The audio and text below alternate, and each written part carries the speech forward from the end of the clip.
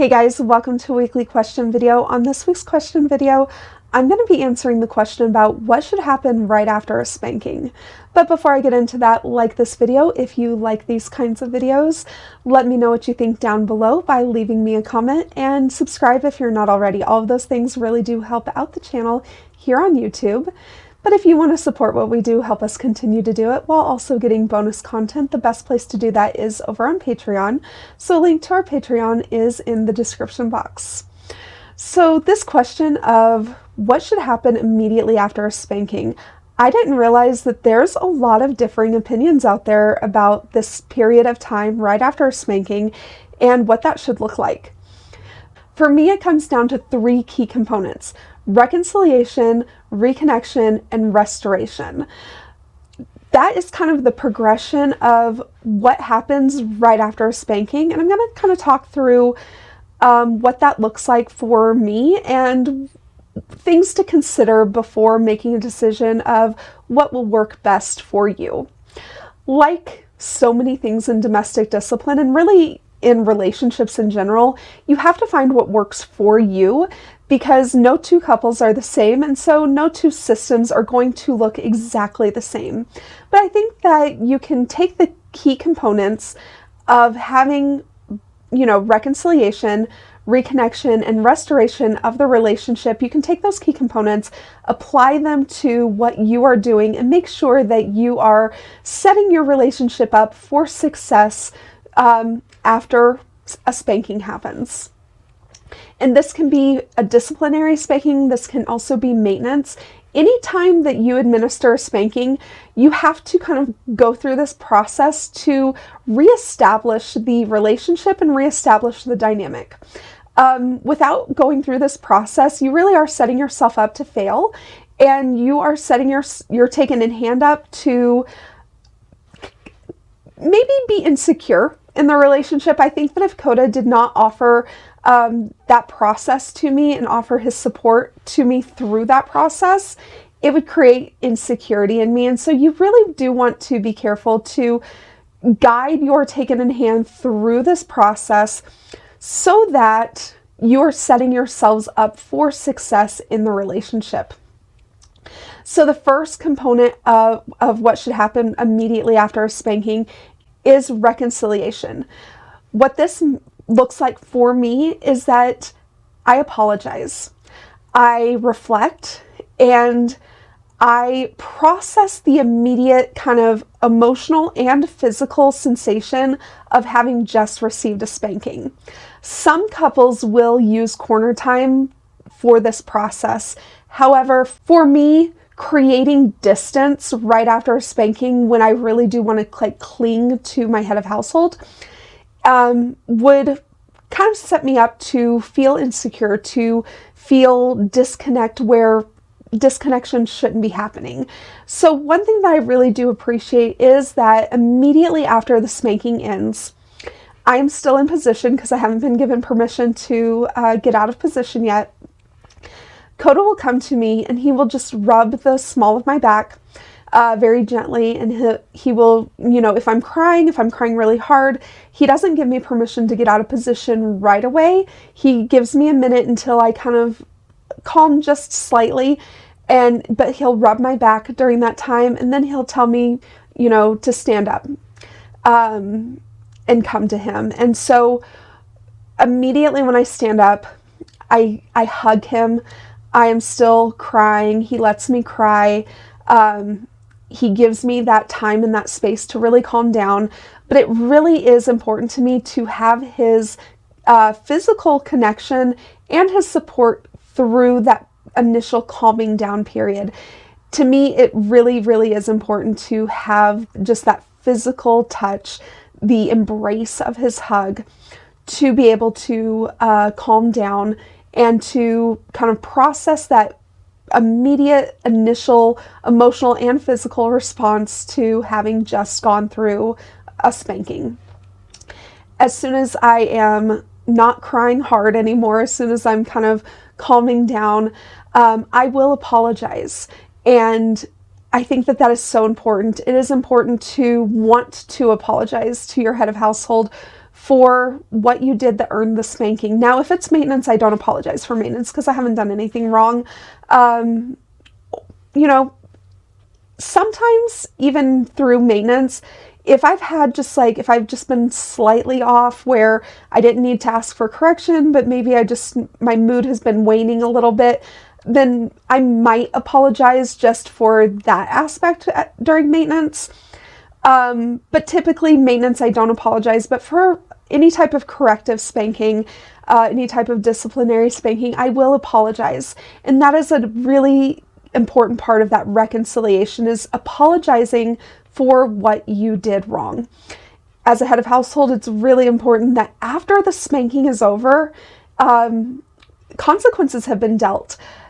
It's really important that when your taken in hand apologizes, that you forgive them and that you express that forgiveness. The punishment is over. The consequences have been administered. There should be no more holding on to what had happened. And so when she apologizes, forgive her. Coda's really, really good about that. That if I apologize before my spanking, he doesn't necessarily acknowledge that I've apologized, or he doesn't accept my apology. But after the spanking, he immediately accepts my apology. He tells me that it's over and done with, and that he appreciates my apology, and he accepts my apology, and that he expects me to learn from this. So the next key component of what happens after a spanking is reconnection. Part of that is that hugging embrace. That part of that is, now we hug because we're out here in the studio. If we were in our bedroom, if we had access to being able to cuddle up in bed, we absolutely would. And I think that that is a beautiful way to kind of establish reconnection. But just to have that physical touch, just to be able to kind of reconnect as a couple, Coda and I will talk through the process. Sometimes he will kind of extend that lecture time to after the spanking to include encouraging me to do the right thing, letting me know that he expects me to learn from this, that he knows that I will do a better job next time.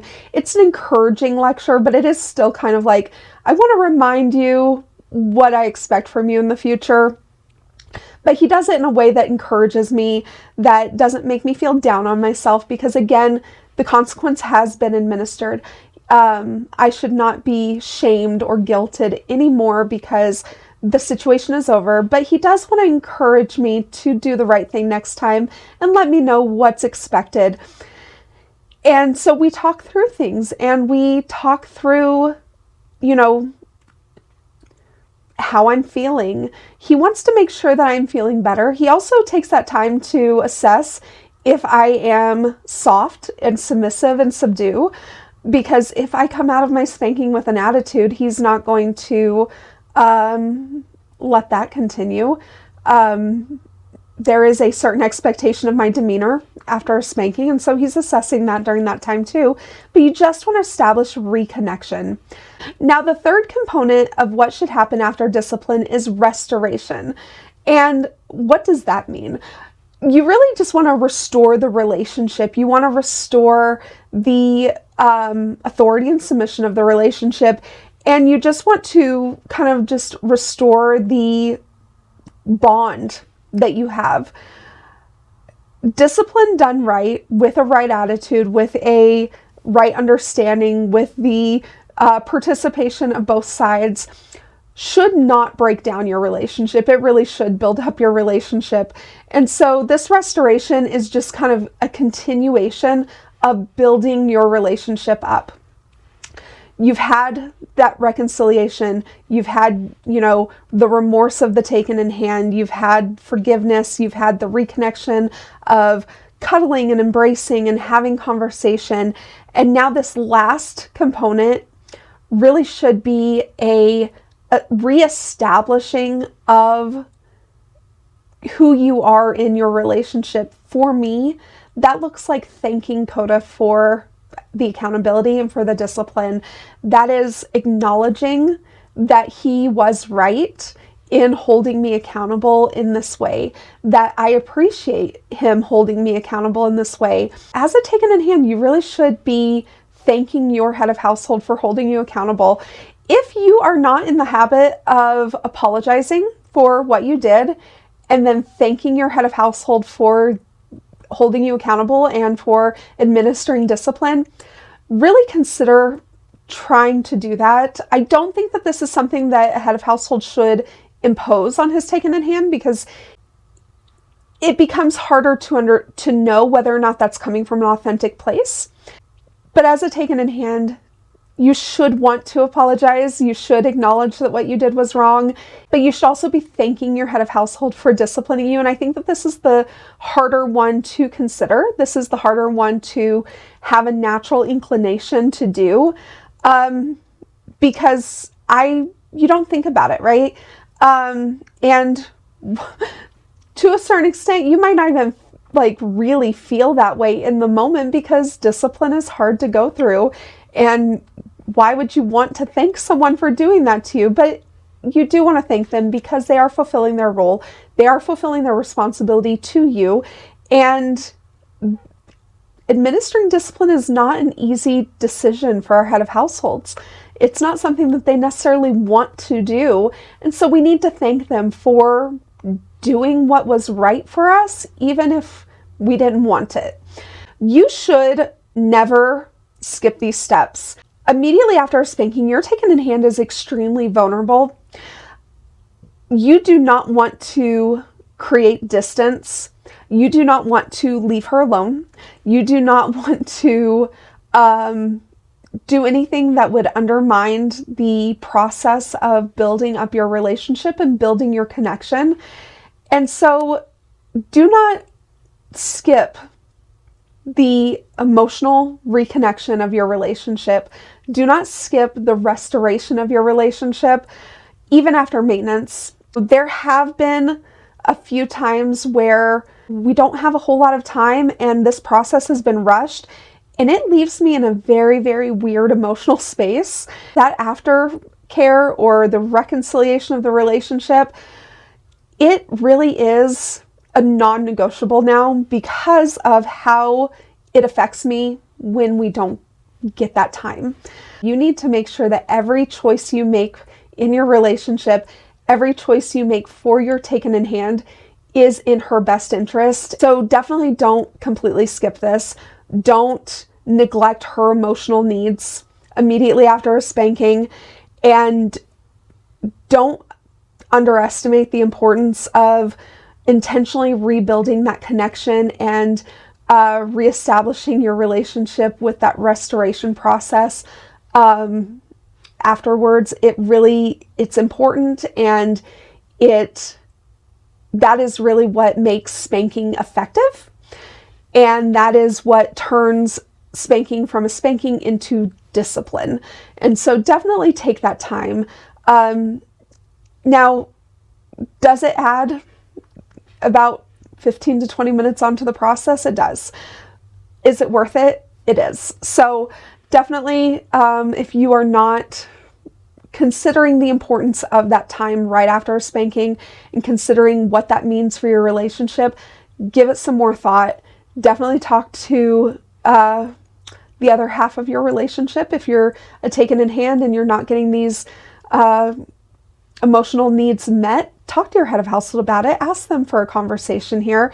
If you're head of household and you haven't really considered that time as being really that big of a deal, think about it more. Talk to your taken in hand. Find out what they need from you in that process, because you want to take your spankings from just consequences into being discipline and effective discipline, and a way to build your connection and drive growth in your relationship. And the way to do that really is through this after period. Anyway, guys, thank you for joining me. I hope you enjoyed that. I hope it gave you something to think about. If you agree with me, let me know. If you disagree with me, let me know. And we will talk to you next time.